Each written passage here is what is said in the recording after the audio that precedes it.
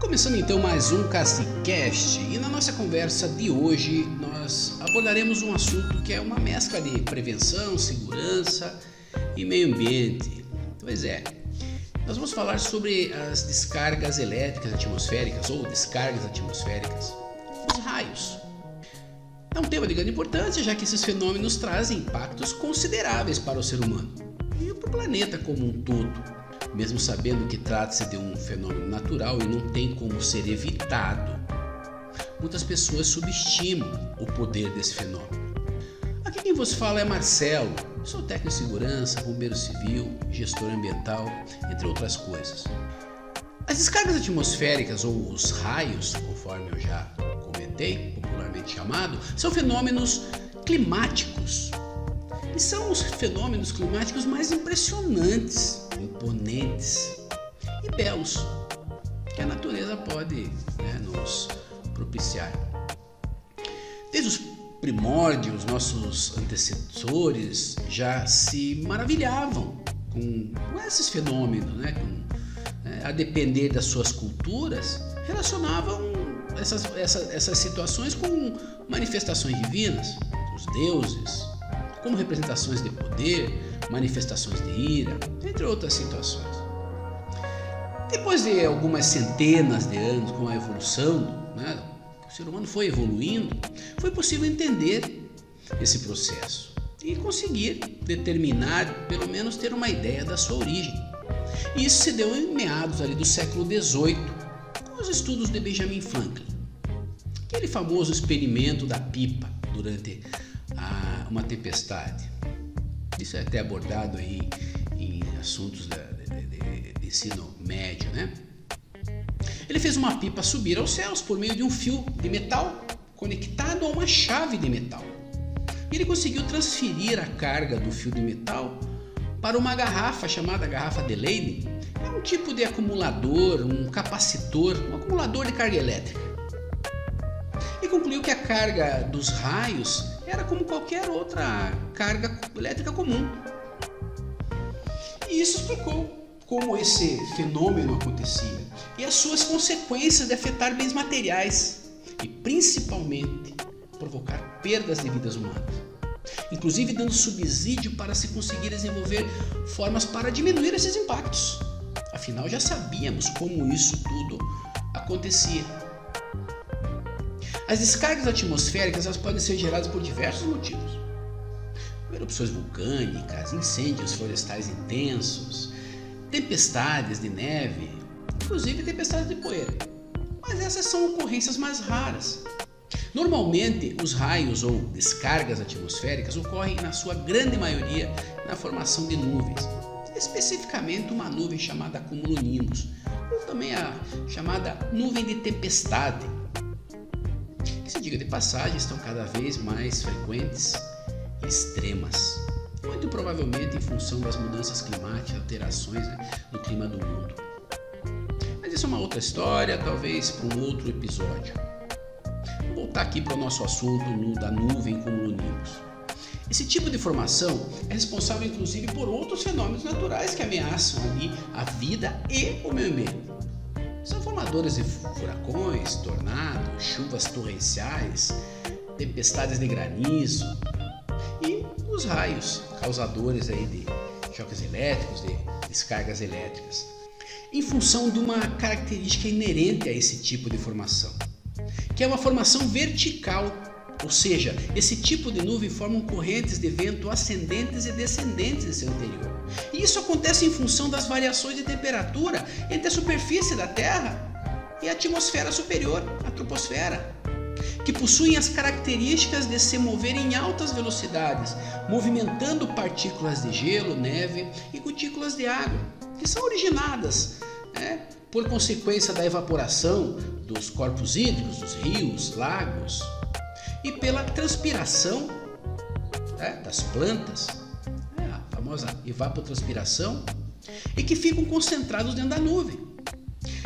Essas partículas, inclusive, são chamadas de hidrometeoros. Por quê? Porque essas partículas se movimentam de maneira desordenada, colidindo entre elas.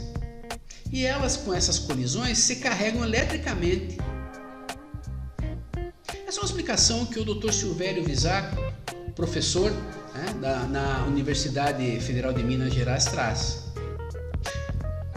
E nesse interim, essas partículas maiores são carregadas negativamente em função do seu tamanho e também por conta da gravidade, permanecem na parte posterior da nuvem, na parte de baixo. Em contrapartida, as partículas menores, são mais leves, são carregadas positivamente e vão para as camadas mais superiores da nuvem, na parte de cima, tornando essas cargas distribuídas, negativo embaixo, positivo em cima. A superfície do nosso planeta, o solo, possui uma carga ligeiramente negativa. Com isso, essas cargas negativas da base da nuvem, que são maiores que as cargas da superfície do nosso planeta, garantem o afastamento dessas cargas da superfície. Assim, qualquer parte da superfície ou objeto próximo, pontiagudos, pontas de árvores, por exemplo, são carregados positivamente, formando assim um campo elétrico, que é o princípio da descarga que vai ser gerada. Com as condições adequadas, o próximo passo, obviamente, é a geração dessa descarga elétrica, com as condições de conexão das cargas opostas, né? De forma que elas se conectem, positivo e negativo. Porém, o ar não é um bom condutor elétrico, cabe aqui comentar. Mas em função das diferenças entre as cargas elétricas, em uma condição de grandes cargas elétricas que se encontram nas nuvens, acaba que essa má condutibilidade do ar seja superada, onde o ar ele vai se carregar eletricamente pelo processo de ionização. Para não entrar em detalhes sobre ionização, vamos deixar isso para uma outra situação. Mantendo-se então essa conexão, fazendo com que a corrente elétrica flua livremente no ar, formando aquelas ramificações com uma via principal. Se você lembrar, os raios possuem uma via principal e ramificações.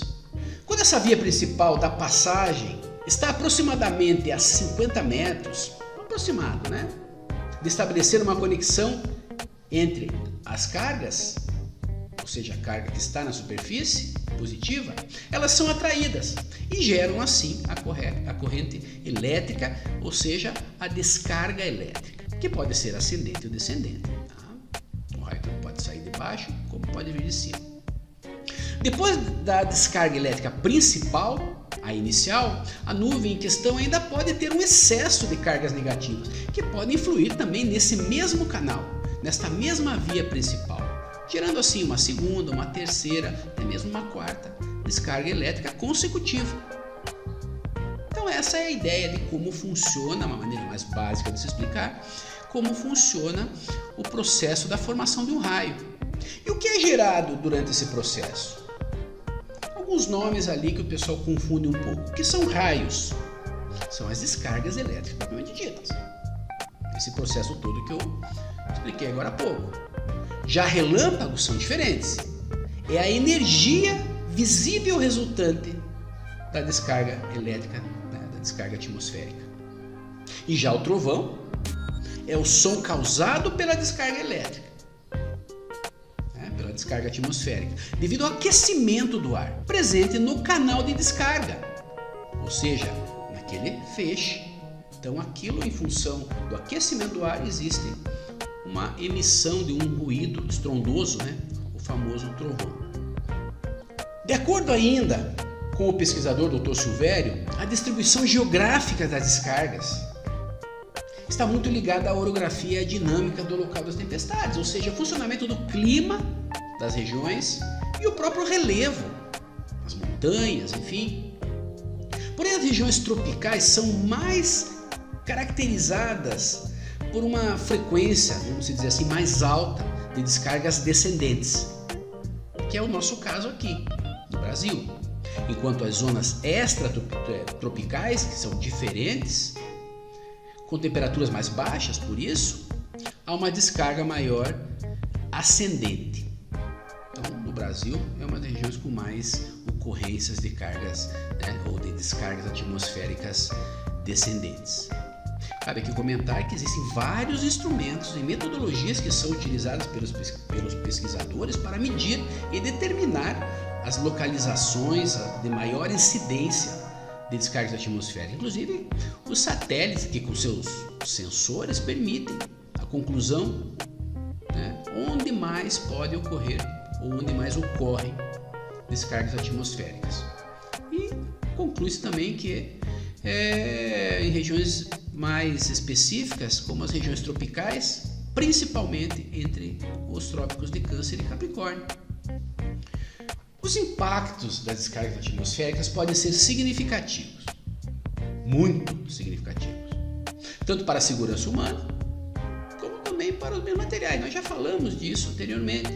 Estima-se que esse fenômeno cause morte de aproximadamente 2.000 pessoas por ano. Isso de acordo com o relatório da National Geographic. Inclusive também causando muitos prejuízos financeiros. Estima-se que nos Estados Unidos chega-se a 8 milhões de dólares de prejuízo em detrimento de situações de descargas atmosféricas. Dentre os danos, os impactos, eles podem ser classificados em mais diversas formas. Alguns exemplos aqui. São os danos que podem ser provocados por incêndios, né? Os danos provocados por sobrecarga de energia, né, nos dispositivos elétricos e eletrônicos, os danos associados a ondas de choque, né? Então, descargas elétricas atmosféricas que geram ondas de choque quando aquecem o ar. Percebemos isso nos trovões, né? Sistemas, então, que podem, né, trazer algum tipo de dano. Com isso, a necessidade do desenvolvimento de projetos de sistemas de proteção. Então, nós temos lá o sistema de proteção externa, né, o sistema que dissipa ou canaliza a energia de um raio de maneira segura, minimizando bastante os danos às pessoas, equipamentos e estruturas. Sistemas de proteção interna são usados aí também para reduzir, para mitigar os riscos que poderiam ocorrer em resultado, em consequência da energia do raio. Eles reduzem a sobrecarga e desviam energias que poderiam, de alguma forma, entrar em algumas estruturas. E o famoso para-raio, que é a proteção mais conhecida, né? Os sistemas de proteção contra descargas atmosféricas. Esse é o SPDA. Que ele atrai, né, as descargas elétricas e canaliza através delas para o solo, junto com outros elementos, como fronteiras, calhas, sistemas de aterramento, enfim. Evita muito que essas descargas impactem diretamente uma estrutura. Pode danificar essa estrutura, obviamente. Durante uma tempestade, não é indicado de forma alguma se proteger ou refugiar-se, né? Se esconder sobre árvores, pois elas também funcionam como um tipo de para-raio, em especial árvores mais altas e isoladas. Tá? Então, isso é bem importante salientar aqui. As descargas elétricas, elas podem representar um perigo latente para as pessoas, que são surpreendidas por uma tempestade enquanto realizam atividades simples, ao ar livre. E subestimam essas tempestades, conforme já comentei no começo da nossa conversa. Algumas atividades que geralmente são associadas aos impactos das descargas nos indivíduos que eu vou comentar para você agora. Praticar esporte em campo aberto, futebol, bicicleta, enfim. Fazer atividades em mar aberto, navegar. Realizar trabalhos em campo aberto, falar ao telefone, reparar ou usar aparelhos eletrônicos. Então, tudo isso são situações que podem, de alguma forma, colocar um cidadão em risco. Antes e durante uma tempestade elétrica, há uma série de recomendações que devem ser levadas em conta para reduzir esses danos. Não vai evitar? Talvez não evite, mas pode reduzir em muitos danos. Então vamos lá, o que eu posso trazer para você? Por exemplo, adiar a atividade. Você sabe que tem uma atividade a céu aberto, você vai praticar um esporte, mas sabe que vai chover. Vamos adiar essa atividade. Remover galhos soltos ou secos de árvore que estejam sob ameaça de cair durante uma tempestade, de repente, também pode ser uma forma de minimizar impactos. Se você tiver a céu aberto, procura um abrigo dentro de casas, prédios ou até mesmo dentro de um carro. Evitar tomar banho durante a tempestade, já que o encanamento e algumas outras coisas presentes no banheiro podem conduzir a eletricidade. Evitar o uso de telefones sem fio. Desconectar dispositivos elétricos ou eletrônicos como computadores, por exemplo, antes de acontecer, né, a tempestade propriamente dita, e mesmo durante. Desconecte. Evitar aproximar-se de para-raios, por exemplo, como uma árvore isolada, conforme já comentei agora há pouco. Não transitar por ladeiras, pontos altos, campos abertos. Evitar áreas cobertas ou pequenas estruturas isoladas. Não dirigir tratores, máquinas, motocicletas, essa coisa arada, né? Durante esse processo, durante essa tempestade, sempre é bom evitar. Para, encosta e espera. Obviamente, protegido, né?